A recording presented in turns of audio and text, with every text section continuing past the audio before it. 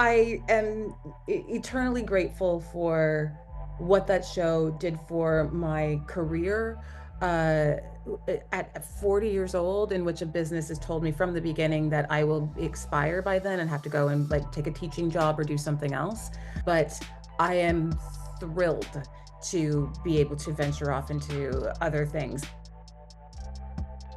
What kind of got you started with like that bug of acting? I think from when I was reading, kind of like in high school, you had one of those moments that was like, ah, yeah, this is like this is where I'm meant to be. This feels comfortable. Well, I mean, I was a dancer at first. I was a ballerina and then just loving performing in general. And then I really wanted to be an actor when I was younger and tried to type out little letters to agents, and my parents just wouldn't let me. And I tried to mail them, and I found them actually hidden a couple years after my parents told me they sent them. Um, I found them hidden behind a bookshelf. And so it was something that I sort of just had to let go when I was younger. But then in high school, I was in drama, had completely forgotten about wanting to be an actor, but I was doing a drama credit. And my drama teacher, Miss Jenkins, just sort of pulled me aside and said, I think you like this. And I think you're probably really good at it. And so had me audition for a school play. And the moment I stood on that stage facing outward, it was like empty auditorium, but the moment I stood on that stage, it's very cliche, but I just felt whole and like I belonged and it's just such a magical feeling to be bitten by the bug, but it's like it's accurate. It truly happened. But as a parent yourself now, do you think about that moment of like you having that drive and that desire, but also kind of wanting the best for your kid and in some ways wanting to protect them from something that, is known as like a very difficult, hard, challenging industry to get into? I love that my parents did that because child actors, I know several of them, and I just don't know if it would have been great for a Black biracial kid growing up in the 80s to be thrust into on sets.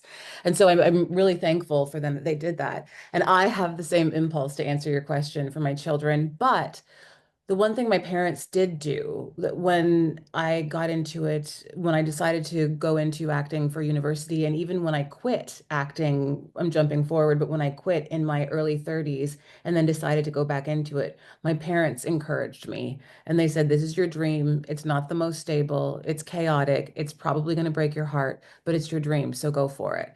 So I had a bit of both with I want to protect my kids, but I also want to do the same thing my parents did for me, which was to sort of push me towards my dream. So was Vendetta your first like job, your first dual credit to get into? I think it was. Yeah, it was. I was still in university and I was just really excited to be able to start being on film sets. I went to theater school, I went to York, but just theater film sets are an entirely different beast. And so it was very exciting. And I believe Christopher Walken was in it, if I can Mhm. remember correctly. And we had a scene and he was very nice. And the scene was cut, and I wasn't even devastated. I was just so happy to have had the chance. And then yeah, and then it started. Amazing. So when you finally get your first project and you're going into auditioning, I think, after that you had like a pretty impressive like episodes here and there and films here and there and doing all of this stuff. What do you remember of just, really having to kind of ground it out in a sense and just be like, okay, we're going from job to job and auditioning and being on that kind of hamster wheel of like having to go and do things and audition and kind of hope you get the next job? Awful. It's hard. It is devastating and heartbreaking and confidence shattering. But if you have a certain temperament, and I truly do think that this business, to be an artist is very specific, like all artists are different, but to be able to be successful in business as an artist, you have to be two very different personalities. And so luckily for me, I am the type of person that when presented a challenge, I don't crumble. I rally against it. And that's not always good. That's stubbornness, that's a slight amount of arrogance, which is necessary. That is but it is in me. And so even though it was really difficult, sometimes doing working three jobs. I worked as a perfume salesperson at Holt's, and I sold dog and cat perfume, if you don't mind. And I worked as a hostess at a restaurant at Yonge and Eglinton, and then I would do temp work, like sometimes for offices. And so you're doing that, and then you get a call for an audition, and you have to memorize, and then this is now before I started before emails were really a thing. So you would either get a project faxed or they would leave the audition sides at a business. So you would have to go and find them the next night. It was just it's mayhem and very difficult, but it really built up a resilience that I really appreciate. I love the idea that it took me so long to sort of build a career because that type of resilience is what's kept me going into my 40s. I've seen people have the reverse where they had very big, large success at the very beginning, and without that resilience, as soon as they sort of started to hit a wall, it almost broke them. And so I'm appreciative for the hell that I went through. I have to ask about Kim's Convenience specifically because I think what's interesting about that show, obviously incredibly beloved, the writing was so great and so many people loved it. But I think it was also one of those shows that really presented to like an American audience, like here's a Canadian show and everyone can love it. It doesn't necessarily have to be. There's been like I think a few shows before that have like maybe done that, but I think that really because when it came out and because how our streaming is and because we're kind of the global scope of being able to consume stuff is, that was one of those shows where it was like, oh, everyone around the world can kind of love this story and love these characters in a way that I don't think was really felt that much in Canada. What was it like to be on a show like that and just to see the kind of response that people had? Exactly how you said. It felt like a first, and it was, it's not like it was in hindsight that we realized, oh, this is sort of a first, and we are relatable globally. We really were cognizant of that, and it was exciting, and there was a lot of pride in it. And when you have uh, a group, a company, your cast and crew, a part of something that you know is bigger than you, it really lifts it. I really think that it built everyone, it made everyone bring their A game because not only were we doing this for our own individual careers or only individual successes, we realized that we had a story to tell that was impacting people on a global level, which was really exciting and very rare, particularly for a Canadian television show. And so it was thrilling. It's still I still call it summer camp. It's still one of my favorite jobs that I've ever done. Um, in terms of like the comedy there, I think for your acting career, you've done so many different things, and I think in a show that has so much comedy and a show that's like really dark, you have such a beautiful way to handle both. What really appeals to you about being able to do one or the other? Do you like being able to kind of bounce back between the two genres? I love being, I have to jump back and forth between the two genres. Initially, it started as a very specific strategy between myself and my agent, in which we were really trying to not have me typecast. As a Black biracial woman in Canada, there were only so many roles available. And very quickly, I realized I was only being offered just the most stereotypical roles that you can imagine in the 90s and then early 2000s. And so we just decided if I tried to show and then seek different genres, people wouldn't really be able to pin me down. And so by doing that, I fell in love with all of the genres. But to answer your question, it's split equal between like horror, scared, like horror, dark stuff, and comedy. And the thing about those two genres, even though they're very different, they're very similar. It's very easy to transition from being scared to it being funny or vice versa. And so I like infusing comedy into everything that I do, but I love to run and be scared. Drama is the trickiest for me, I will say. And even though a lot of people seem to think that it's something that I favor or I do because those are particularly the projects that I'm known for, it's the most difficult for me. What do you think makes it so difficult for you? You know, it's I think my personality is it's not really muted. I'm quite emphatic. I'm a little like silly and loose. And for drama, technically you have to sort of be still, a little more stoic. You can you can be crazy, but just technically for me, there's not as much room to improvise and play and have a lot of fun and take a lot of really crazy swings. And so that's why I feel a little more constricted with drama and that I have to behave. And I don't like that. Mhm.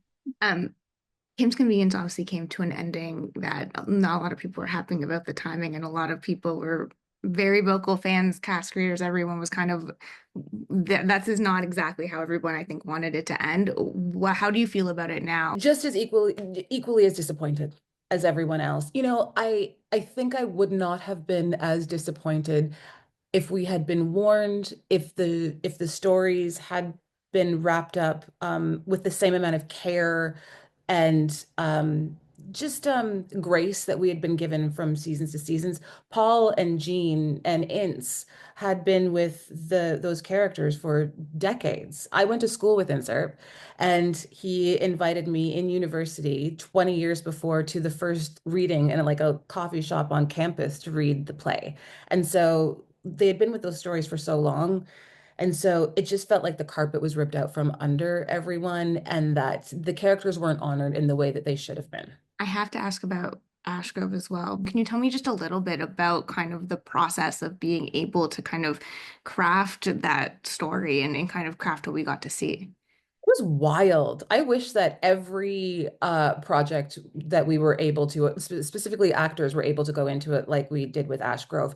Jeremy Lalonde and Jonas Chernick, which are my co-fellow writers, just had this idea. It was pre-COVID, but had this idea to do sort of a film dramatic exercise in which we would improvise a movie, structure it out, structure all of the scenes, and be quite detailed with what the story we wanted to tell.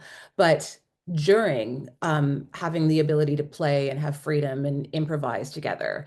Um, that being said, I did not know that behind my back, they were creating a different story. And there was a documentary being made about the fact that I thought I was on one path, making one movie, where in reality, they were making a completely separate movie, and I was new to all of the decisions and choices. So all of the reactions are in real time, and I had no idea how the story was going to end. And I did not know that everyone else was in on it except me. There you go. I mean, great product by the end. I know. Well, he didn't know that it was, I mean, the fact that we were nominated for an ensemble award for the Canadian Film Festival, and we were premiered in Glasgow, and like the fact that it became this thing was extraordinary. But the exercise as an actor to have to truly be present all of the time is exhausting. But it's so much fun, and it really tells you how much as an actor on film sets we sort of are almost lazy, and we sort of block out a scene and know what's going on. And yes, we stretch ourselves, but not to the degree that you would if you have literally no idea what's going to happen next. So it was a good exercise in reminding myself that I have to keep learning as an artist. Dark Matter. What a trippy, thrilling, great show and story to be on. Anything about that project that really kind of appealed to you and said, like, yeah, I definitely want to kind of be a part of this. The Joel Edgerton and Jennifer Connelly. Absolutely. Just the two of those names, just to be opposite to them on a screen, I thought would be thrilling. And just to be completely honest, I thought if I have a couple scenes with either one of them, I would love it to have it for my reel. It's something besides Handmaids or Kim's, just to update. So but like given so much of my time to those projects, I really did it thinking it was just going to be a fun not exercise, but just a fun role for me to play, not realizing how much I would fall in love with Chicago, with the Chicago crew, are the showrunner and creator Blake Crouch and his wife Jackie Ben-Zachary. They're the nicest, most collaborative people, and they're so generous. And the story is fantastic. The acting is great. It is currently in my adult life my dream job. Your character, I think, in the first season that we saw was so interesting because I think, you know, in the frantic, like, what's going on? What kind of box are we in? I think your character really had this interesting kind of like conviction about like, listen, I'm here. This is what's happening. You had some like really great lines, some really great kind of deep conversations. In terms of getting your head around that character and where she sat in kind of this really interesting world, anything you thought about or anything that really kind of appealed to you about where she kind of sits in the larger arc? I really think someone yesterday told me she's sort of the moral compass or the moral barometer, and that usually is I have no idea why, because I don't really think of myself as that moral of a person. But even though I play different genres, sort of being the moral compass, the champion of ethics for things, it's quite easy to me now. So I really didn't really have a lot of deep thinking. I sort of just played. I loved her. I thought she had a great sense of humor, which I could like latch on to, and also I understood where her heart was. This season, holy moly, I now have to, without spoiling too much, get into the science behind it, the science behind Blake Crouch's world, specifically around entanglement. And I'm feel like I'm going to university, and I have a PhD now in quantum physics, and so that's been really, really exciting. And I haven't been able to, being on projects, long-running projects for a long time. You don't really research anymore, so I love that I am getting to research again and really diving into yeah, the quantum physics of it all.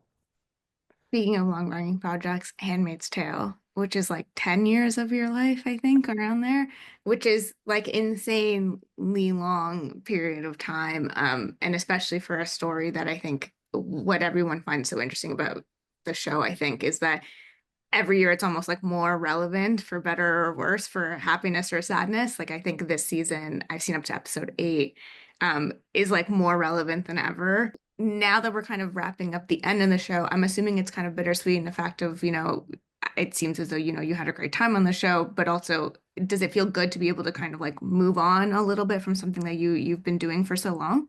Yes. Yes, I am eternally grateful for what that show did for my career. Uh, at 40 years old, in which a business has told me from the beginning that I will expire by then and have to go and like take a teaching job or do something else. Eternally grateful what the character and what the cast, my relationships on the cast have done for me personally, but I am thrilled to be able to venture off into other things. Again, going back to a little bit of that, the idea that you can become complacent, and not that any one of us were, but staying with the character for 10 years, you get very comfortable, which is beautiful because it can help with performances, but you also get comfortable in a way. As an artist, you need to be challenged, you need to fail, you need to have to go and research quantum physics. You just need to grow, and I felt like I had grown as much as I possibly could, and I'm thrilled for it, but I'm happy to say goodbye. Um, with Handmaid's Tale, like you kind of mentioned, for a lot of people, that probably really kind of thrusted you into their kind of space and their orbit. Some people around the world maybe didn't get to watch like Seed, but they got to watch like, but Handmaid's Tale is like very accessible to them and top of mind. Um, when you kind of were able to step into that, what was that transition like for you to be like, oh, like this is very much like on a global scale, lots of eyeballs, lots of initial interest to be able to be on a show that kind of has that kind of impact on people. I mean, it's so rare if you think about all of the actors in the world, and then to be thrust into the zeitgeist is just it's so rare. It's like a 1% of the 1% of like working successful actors. I still don't know if I've really wrapped my brain around the impact of it. Uh, and the only time I am able to is when I go to really remote places around the world, small towns outside of Hungary, where someone, and I'm the only visible minority like in the area, and people will run and want to hug me and talk to me about Rita, and that the the human connection with strangers and the stories that have come out of it are the thing that I really started to realize, oh, this is massive, this is different. It's one thing to be a fan of a show and like a character, but it's one thing to be able to connect with people on such an intimate level so quickly that I don't know if I will ever have that again. And that is what I will miss. That is what I do still love and did love about being a part of something like that, were the conversations that were inspired from our show. Before I let you go, when you kind of look back at your career, is there a project that stands out to you to say, like, I'm really happy that I got to do this, whether it be a small role or a big role or something that kind of has stuck with you? Canada's Drag Race judge. By far, till the day I die. It was, I only got to do one season and I still love it. I loved it wholeheartedly. I love drag queens. I love the art of drag. I loved my cast, the experience. It was beautiful. So that one. How did it feel to have to leave that? Because I think it Horrible. was a pretty big deal. I was heartbroken when you left. I'm not gonna lie. It was a very big deal. It is still a big deal. To be honest with you, I haven't watched the seasons afterwards because I can't. And I'm not that kind of person. If I don't get a job or if I lose out to a role, I'll still watch the movie and celebrate the actor because I think someone got it. That's good for them. But Drag Race, no. No, can't watch it after my season and too heartbroken still. I'll talk to my fellow judges. I talk to them a lot, but I can't watch my chair filled by another. Have you ever thought about, I think obviously primarily everyone knows you as an actor, about being able to take on roles that do give you kind of more control behind the scenes of what's happening? Yes, I really do. And people ask me that all the time, and I love it. And I always think I will do that when I'm a big girl. Like I'll do that when I'm an adult, realizing fully that I'm 2 years away from 50. It takes so much time and so much heart. For example, my fiance and I right now are in the process of writing um, a, a show, a pilot, and it's been going on for a year and a half, and we are nowhere near as close as like I mean, now we have options, but it just feels like it's this long, hard road. And it's not the hard road that I'm sort of hesitant about taking. It's just I don't have the time to give everything that I would like to my own project because I'm usually working. Possibly when I'm done here, and if there's a bit of a lapse here, I would love to do a short. I would love to make my own, and I would love to direct. And I've always said I don't want to, but now being on enough sets and meeting enough directors, I'm like, oh dear, I think I could do that. So yes, I would love to, but the short of it is I need time.